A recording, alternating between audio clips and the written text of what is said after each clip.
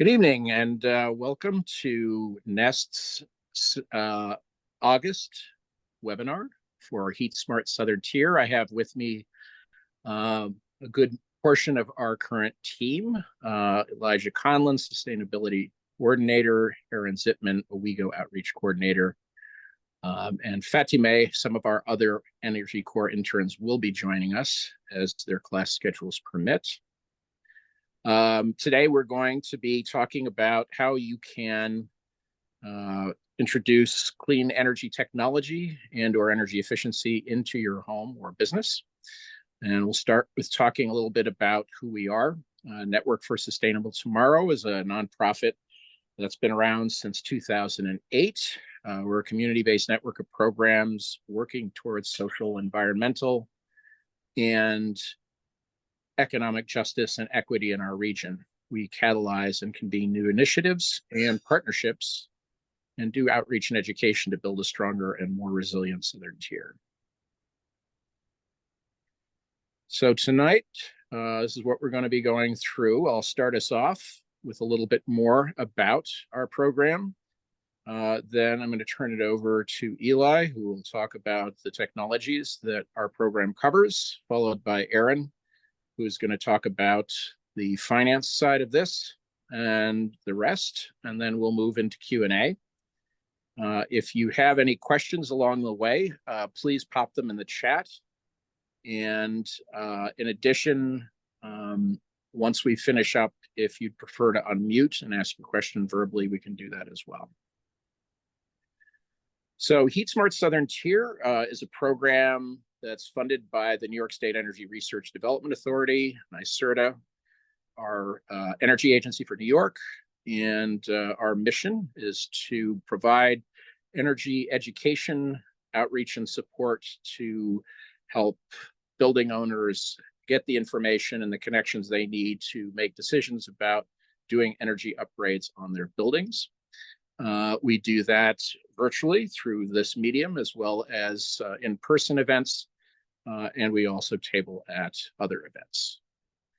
So one of the reasons why the state and ourselves are focusing heavily on buildings is they represent the #1 source of greenhouse gas emissions in the state. And the state has a binding law setting us on course to reduce greenhouse gas emissions by 85%.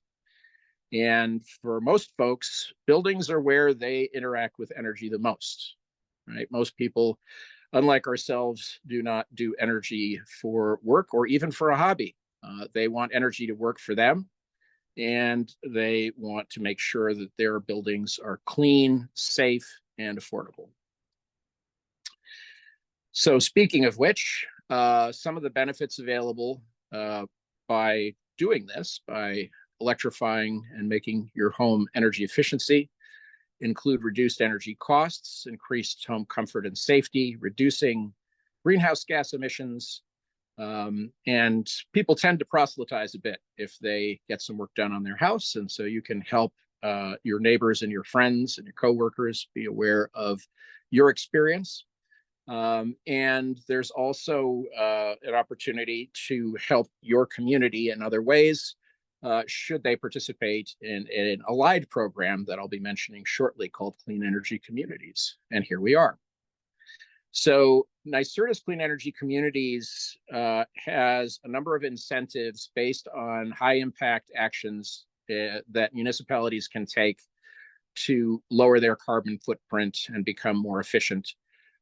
These include things like benchmarking, which is a way of marking in time the state of the buildings and or the fleet that the municipality owns to be able to then compare going forward against that benchmark as they make things more efficient and greener.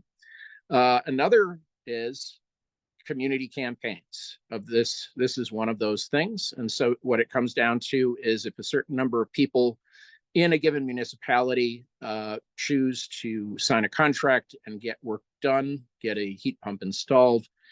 Once the municipality reaches the target, they get points that turn into money. And I'll just rattle off a few of the clean energy community partners that we are working with currently. These include Broome and Shenango counties. It includes the town of Vestal, town of Fenton, town of Union, the village of Endicott, and not Bainbridge. I am spacing Norwich, yes, in Shenango County. But that's not all. That's what we have in store today. What do we cover? All right, in terms of the technologies, and you're going to hear in a minute from Eli some of the details, insulation and air sealing are the first two, and we like to say that the best energy that you can use is the energy that you don't use. So the least energy you use, the more efficient your remaining systems can be, and the more effective they can be, and the cheaper they can be. Then there are three types of heat pumps: ground source or geothermal, air source, which is sometimes referred to as mini splits, and heat pump water heaters. In addition, we have a group of competitively selected installer partners that we work with. It's not required that customers work with these particular contractors, but these are contractors that we have found to be very, very reliable in a number of different ways, and we stand by them. We also work closely with them, so if one of the clients decides to do that, we can keep track of what's happening and be a shoulder to lean on if that's needed through the process. So these include the installation man for home performance and efficiency. For ground source heat pumps, we have two partners, NP Environmental and Daily Geothermal, and we have three for air source heat pumps, NP Air Source and Rycor. Rycor currently is just partnering with us in Delaware County. So with that, I'm going to hand over the controls here to Eli, and he's going to talk about HeatSmart technology. Great, thank you, Adam. Alrighty, so the first thing to talk about is weatherization and the benefits of it and how important it is to all the other projects for HeatSmart.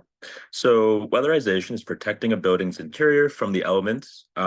This is done through insulation and air sealing, and it reduces the need to use energy to heat or cool your home. And so on this diagram, you can see the red arrows indicating warm air, often slipping through the ceiling, going into the attic, whereas the blue arrows in the bottom are areas that have cold air seep in. They usually come in through the basement, going into maybe where your laundry room is. And so evidently, the air coming in and the air going out is areas where you're losing money as your home has to compensate for the air that is being replaced.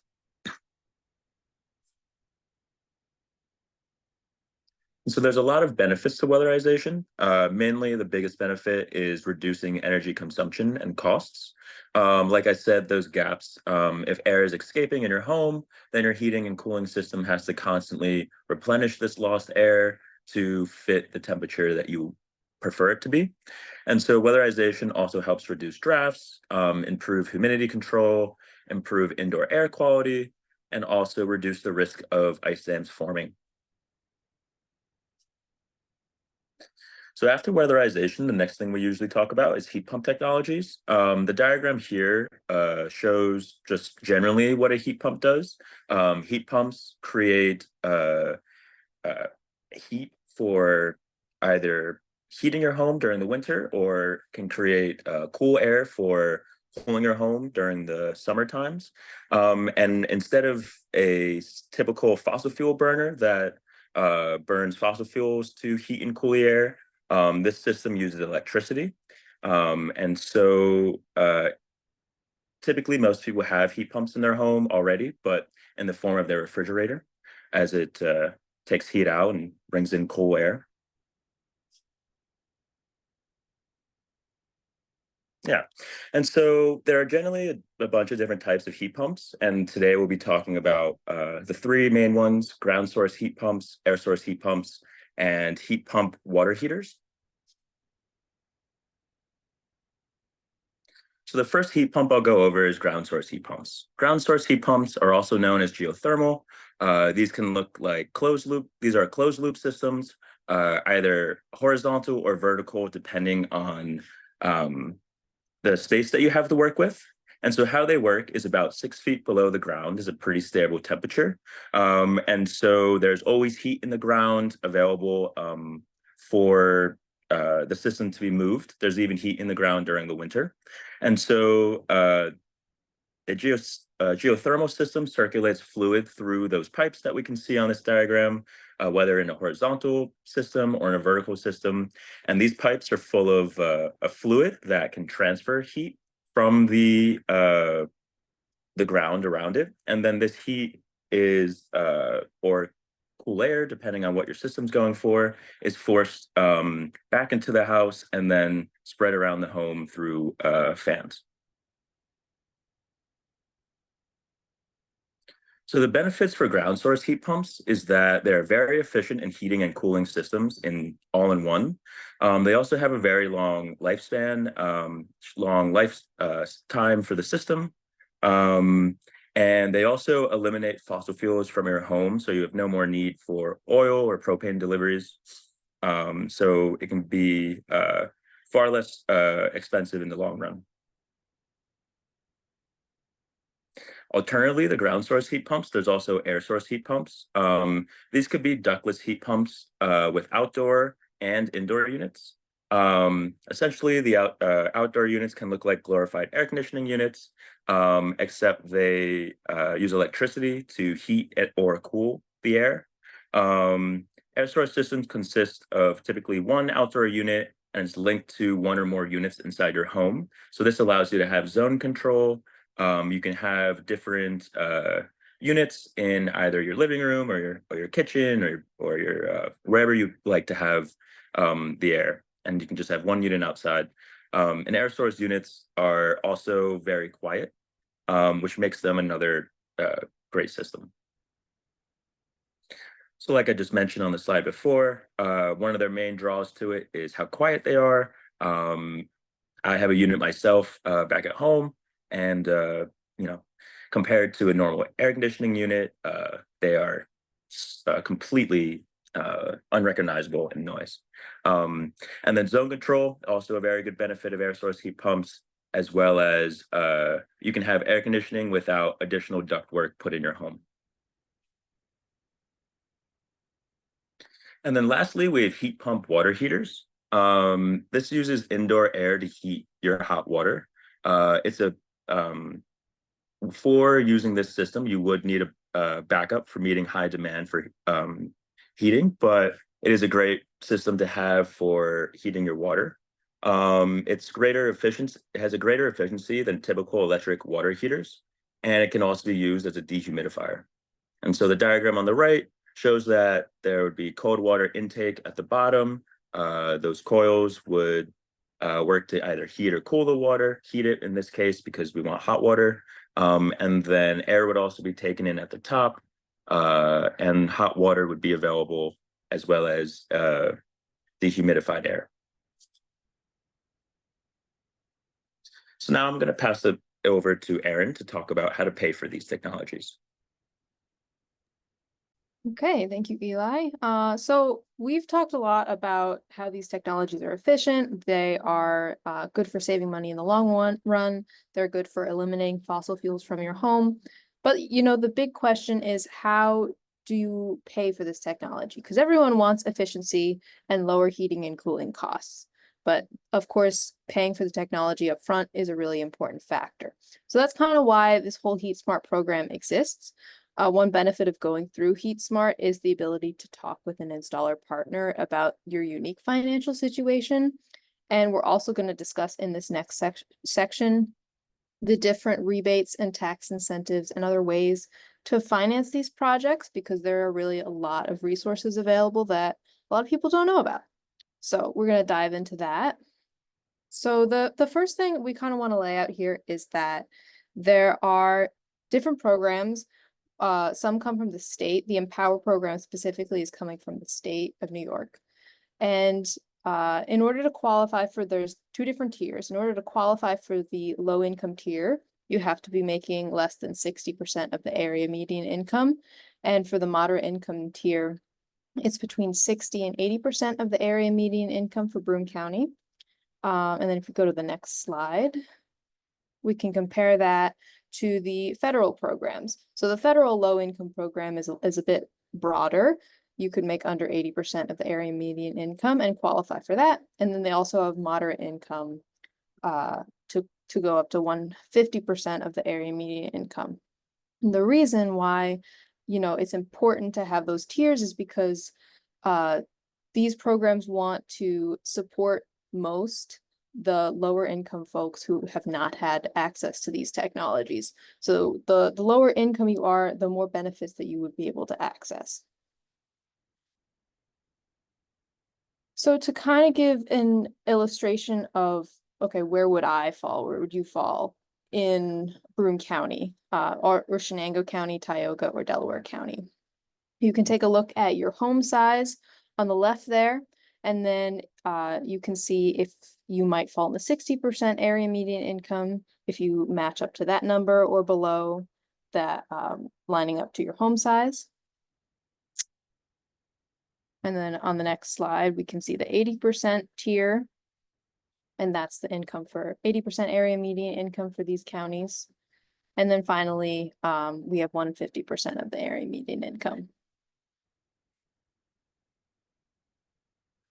So with all that in mind, the next set of incentives are dependent on your income. So that's why you would keep in mind, for New York State programs, I would fall in like moderate or low income, and then like federal programs, I might fall in moderate income. So that's kind of what we keep in mind when we're talking about these next set of programs. So from the federal government, there are some rebates being they can take down the upfront cost of your project. So for air sealing and insulation, you can get 100% of your project costs covered up to $1,600. And then for moderate income, you can get up to 50% of the project cost covered up to $1,600 as well. If you're looking to install an air source heat pump, you can also get that 100% project cost. The cap is just higher. It's $8,000 for low income. And then it would be 50% of project costs for moderate income up to $8,000 as well. And then lastly, the heat pump water heater has, again, 100% project costs are covered if you're lower income, up to $1,750. And then 50% for moderate income, up to $1,750 again, yeah. Okay, and then we move on to New York State's program. So New York State, NYSERDA specifically runs a program called Empower. So if you are making below 60% of the area median income, you can get 100% off of project costs for a myriad of projects, including the air source heat pump, including air sealing and insulation, replacing windows is in there. There's a couple different types of projects that you can use this money towards if you qualify here.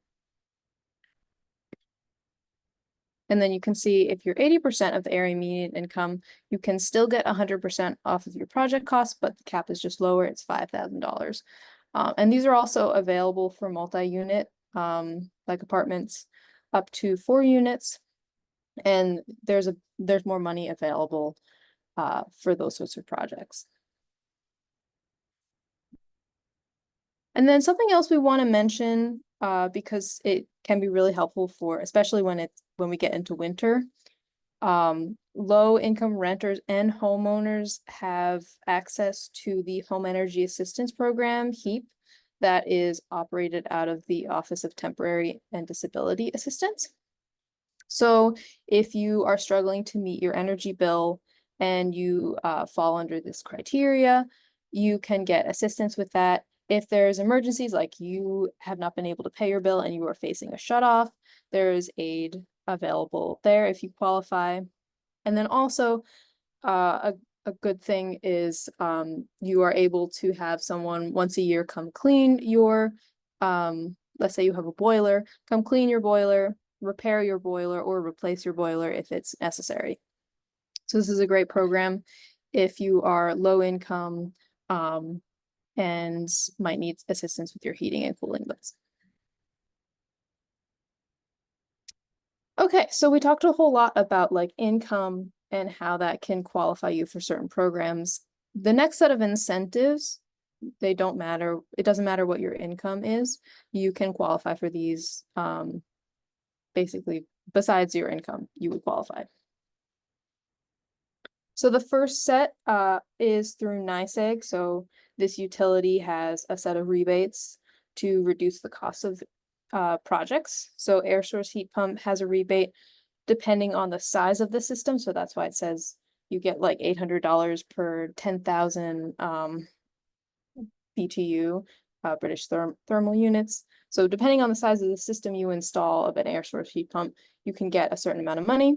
If you decommission your fossil fuel system, your old system, they'll give you a little bit extra money to do that as well, which is why that is a range of up to $1,200.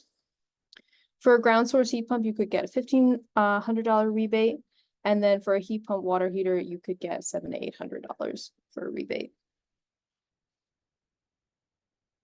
Okay, and then there's also a program called Comfort Home where you would get a free consultation, and then depending on what sort of improvements you do, you would get a certain amount of money. So if you started out and you did your assessment, and then you seal and insulate the attic and rim joists, which is the most important places to insulate, you could get $1,600 for that.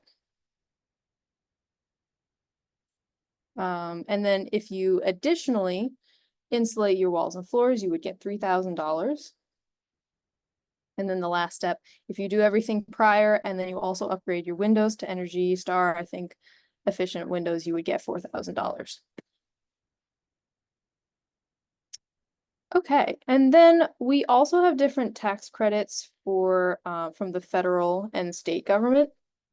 So if you up owing money on your taxes during the year and you've made these sort of energy efficiency improvements, you can claim them on your taxes. So for example, in New York State, you would get a 25% tax credit for a ground source heat pump up to $5,000. And then if you go to the next slide, for the federal government offers 30% tax credit up to $1,200 per year for weatherization. So that means you can spread it out over multiple years to get like the full gain from that incentive. And then for air source, ground source heat pump, and a heat pump water heater, you can get 30% tax credit up to $2,000 on your taxes. The disclaimer that we want to make known here is that tax credits depend on your household tax liability. So that's definitely advice that you would want to get from a tax professional, not necessarily us, but we're here to let you know that these incentives are available, and they could really help if you are looking to do these installations. And then if you are unable to still meet the cost of a project, there's also financing available. So for example, through NYSERDA, they have two different types of loans. One is a smart energy loan and one is an on-bill recovery loan. They're basically the same. The on-bill recovery loan is paid on your utility bill over time. And I believe the way it works is that you are capped. So like the amount of savings that you get from installing a more efficient system is that's the amount you're going to pay on your loan. So your energy bill should not be going up if you are doing a loan through NYSERDA. Then you can always go to a home improvement lender such as Synchrony or EnerBank that can offer unsecured loans with dealer fees, but they can have terms of up to 20 years. And then you can always go to a local bank as well for they offer different types of home energy improvement loans specific for these types of projects. And then there are a couple new funding opportunities that we want to mention as well. So if you're an Empower customer, and as we mentioned before, Empower is the program run through NYSERDA through the state. There's some gap funding. So if what that means is that if you need to remediate a part of your home or remediate knob and tube wiring before you can install like an air source heat pump, but you don't have the funds to do so, there's some gap funding. If you're qualified in doing Empower, you can make those and upgrades to your home before you make a clean energy upgrade. There's also a pilot program for insulation that's run through NYSEG. That's for market rate customers. Empower's for low income customers. Market rate customers can use this one. You would get $2,000 or up to 50% of the cost of insulation or air sealing. So that's a weatherization insulation program. And then lastly, there is a program called Sealed, where you could get a $1,200 rebate for attic insulation.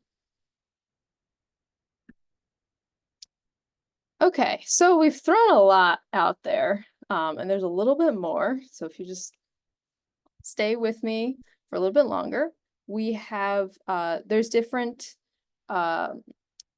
incentives to do other types of energy efficiency upgrades. So if you're not ready to jump into changing your heating and cooling system, you can also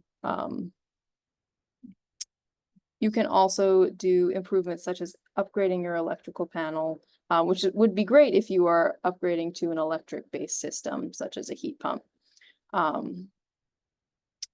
So you can upgrade your electrical panel or electrical wiring. You can have different rebates for that. There's a low income rebate, a moderate income rebate, and a rebate for higher income. If you want to go to the next slide, I think that one is less funky. Oh, no, it's not. Okay. Well, there's different levels of rebates for electrical wiring and also upgrading the breaker box or the panel. And there's also a tax credit for upgrading the panel box.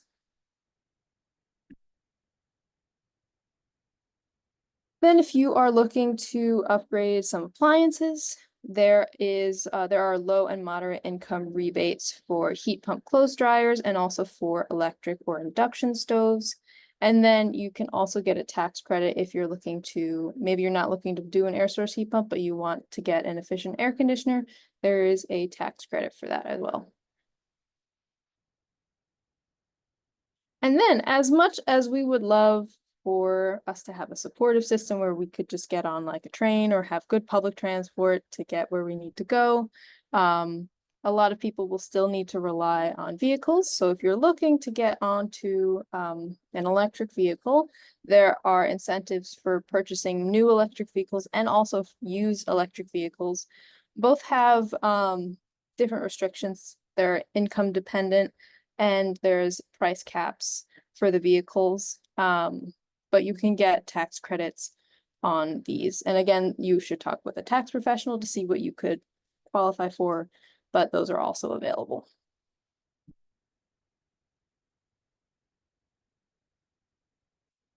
And then if you are looking to hop on the solar train and you happen to own your home and are looking to install solar on your roof, you can get a financial incentive through the state. There's a tax credit, and there is also a tax credit through the federal government.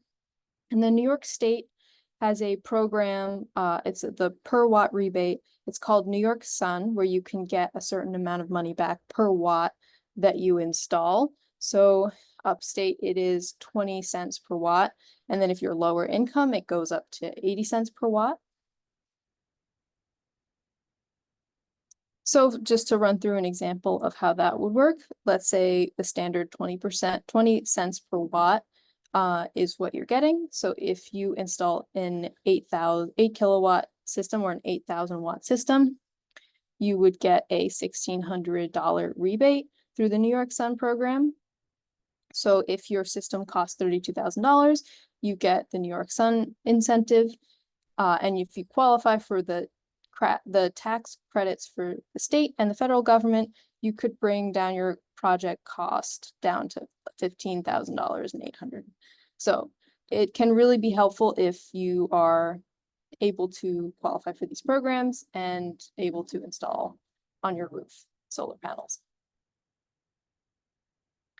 But we also acknowledge that a lot of people cannot afford solar panels, cannot install them on their roofs because of how their roof is built, the way their roof is facing. If you are a renter, there's a lot of reasons why people are not able to put solar panels on their roof, but that does not mean that you cannot benefit from solar. So we have an opportunity. At the moment, we're partnering with a company called Nexamp. They've been in the business a couple decades. They have projects across the United States and over 70,000 customers. They are a developer of community solar. So community solar, the way that works is that instead of installing solar panels on your roof, you would subscribe to a solar array that's off-site. So the developer, Nexamp in this case, builds the solar array and you subscribe to that solar array. Nexamp will send energy onto the grid, and then you will get credit on your NYSEG bill because you have put energy onto the grid instead of taking it off. And so that can bring you savings on your NYSEG bill. And in this case, when we're partnering with Nexamp, there are no fees to join. There's no fees to leave.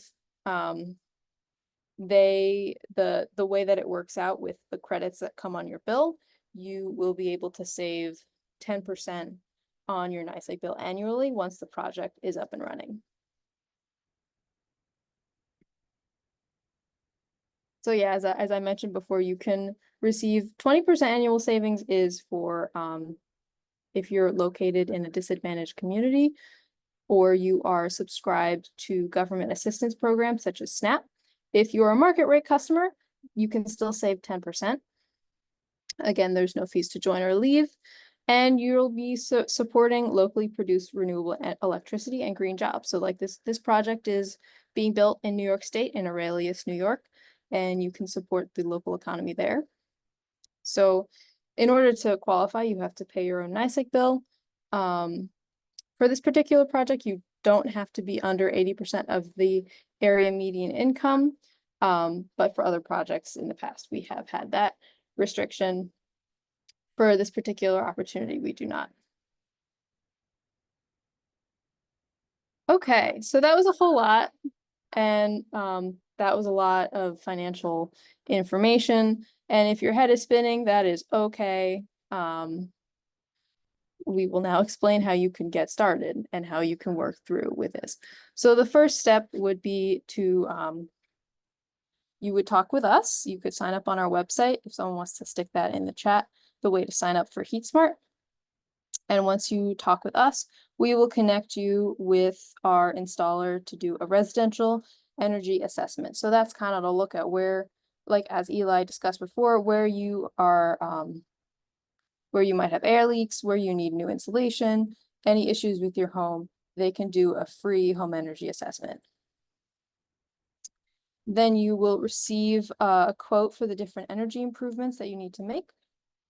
You can apply for incentives. And if you're looking to do like a heat pump as well, you can talk to those installers. After you make weatherization improvements, you receive quotes for those improvements and a quote for like installing a heat pump. You can apply for the incentives and financing again, and then you sign a contract each time for the desired work. And I'll note that up to this point, up to the contract point, there's no commitment necessary. You're not signing your life away to anybody. Nothing is set in stone until you sign a contract with a contractor. So it costs nothing to talk to us. It costs nothing to receive advising from us. And we are happy to sign anyone up for the HeatSmart program tonight.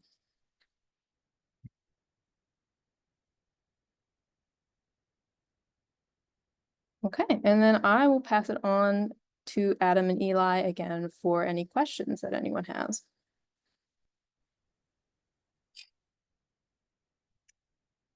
So we have a small but mighty group here.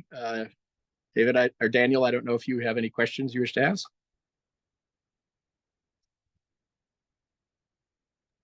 I don't have any specific questions right now, but I'd like to get a copy of this presentation that you have.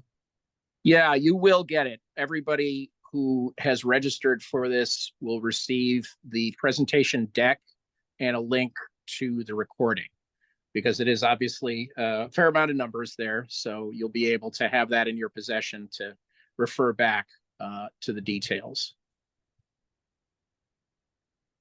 And I guess I'll just mention a couple of additional items. Aaron had mentioned if you end up doing both insulation and air sealing and getting a heat pump, should that be your desire, that involves two assessments, one by the insulation contractor and one by the appropriate heat pump contractors. Our contractors are very accustomed to working together. For folks who are income eligible, the insulation man acts as the primary contractor in effect. That's required by NYSERDA. For so-called market rate customers, they work in tandem. So that's something they've done many times and they're very used to over the years. Additionally, one other benefit to sort of drill down into is with the energy assessment, in addition to tests to see where and how much insulation and air sealing you might need, the assessor will also test your combustion appliances to make sure that, to the best of their ability, they are not off-gassing carbon monoxide into your home.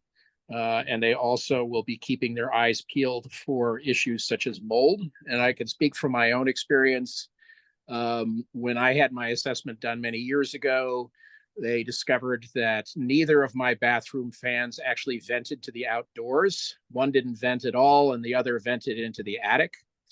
And it's very important that when you tighten up a house for energy efficiency, that the air inside is as pure as you can make it. And so in some cases, doing what was done in my house is sufficient. In some cases, it might be necessary to add what's called mechanical ventilation with energy recovery, where basically the air can circulate in and out of the home, but the hot air or the cool air, depending on what you want to preserve, never leaves. So it's really a health and safety inspection as well as a energy efficiency inspection. All right. Is there anything else that's popped up into your mind since I started talking? All right. Well, thank you very much for joining us. And I want to thank my colleagues, Eli and Aaron and Fatime, for their work on this webinar. We run these webinars every month. And Noah and Sophie for joining. Oh, are they on as well? Okay. Yes. They weren't on my screen. Lauren, here. sorry. I'll take this down. Yeah, so we do anticipate when the weather gets worse, the audiences get bigger, and also people's minds start turning to their energy bills. So thank you very much, Daniel, for joining us, and have a great evening, everyone. Yeah, thank you guys too. You're welcome. Thank you. Have a good one. Thank you. Good night, everyone.